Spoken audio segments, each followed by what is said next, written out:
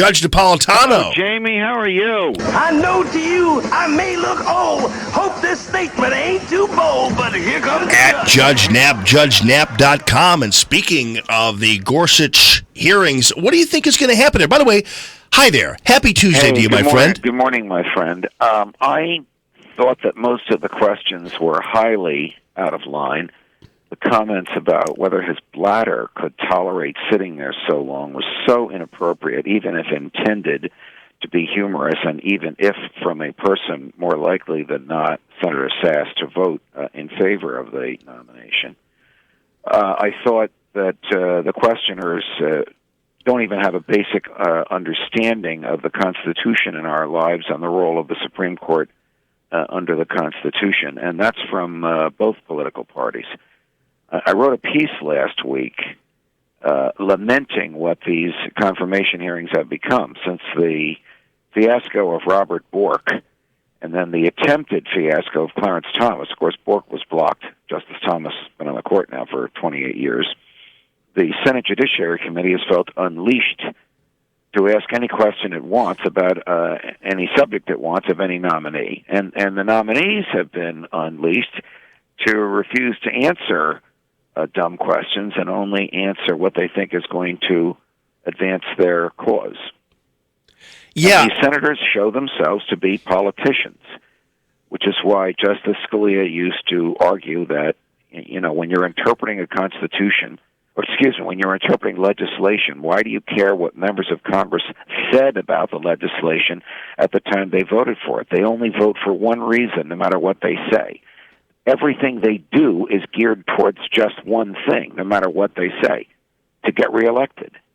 Yeah, I mean... So if they think that talking about urination is going to get them reelected, that's what they'll talk about.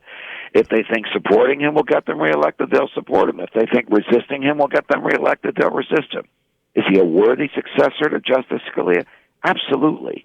He's utterly brilliant. He's a conservative. He's a traditionalist. That's the privilege of the president. Just like Justice Sotomayor is utterly brilliant. She's a liberal. She's a progressive. She's the privilege of the person who appointed her, President Obama. But the charade that we watched for 3.5 days last week shows government at its worst, not at its best. So what do you think is going to happen? I know there are threats of a filibuster, and we've got a person we're watching very closely here in Missouri, Senator Claire McCaskill. She's in a very difficult spot on this one because she is up for re-election in 2018. This is a state that voted for Donald Trump over Hillary Clinton by 19%. And she's got to be very careful. Claire's good at pretending she's more moderate, but this might be her chance to go ahead and follow through on her claims. But what do you think is going to happen, not just with her, but with the other Democrats and their threats to filibuster?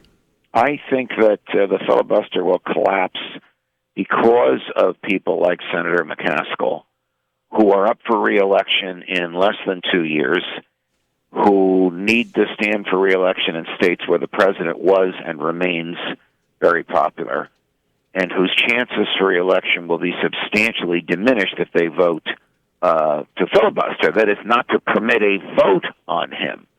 She could vote against him and maybe get re-elected, but I don't think she could get re-elected if she participates in this effort to prevent the Senate from voting for him, even an unsuccessful effort. On the other hand, she may very well wet her finger and put it up to the wind and see which way the wind is blowing and decide, I got to take this issue off the table in 2018. I'm just going to hold my nose and vote for him. So my bottom line is he will be confirmed because of people like her. The Democrats are defending probably 15 seats of the 33 that are up in states where there are Democratic senators, and the states went for Trump over Hillary.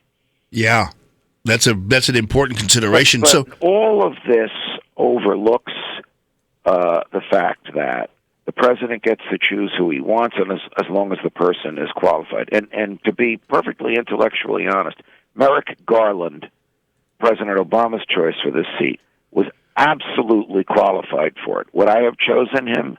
No, I wouldn't. He's a liberal Democrat. Is he qualified? He absolutely is, and the Republicans wouldn't permit a vote on that. So there's dirt on hands on both sides here. Yeah. Now, in the event of a filibuster, what is the nuclear option? Like, what happens in the event of a filibuster, and what's a Republican response? What's the nuclear option? The nuclear option is to change the Senate rules, which would prohibit filibusters for Supreme Court nominees.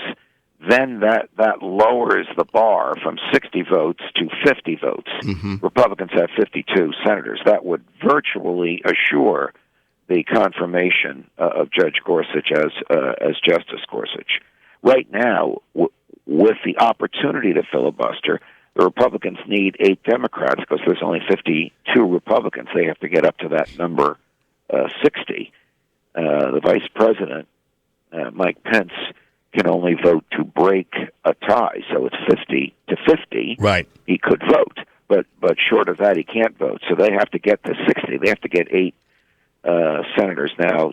2 or 3 of them have said they're not interested. Democrats are not interested in filibusters, but that's not enough. All right. Well, and Judge Chuck Schumer, I don't know why he's wasting political capital on this. Yeah. Because he's going to lose it one way or another, and all he's doing is ginning up his left-wing base, which is already ginned up over everything else Trump is doing. Judge Napolitano, have a great rest of your week. We're blessed to have you. Thank you so much. At Judge Knapp, judgenap.com.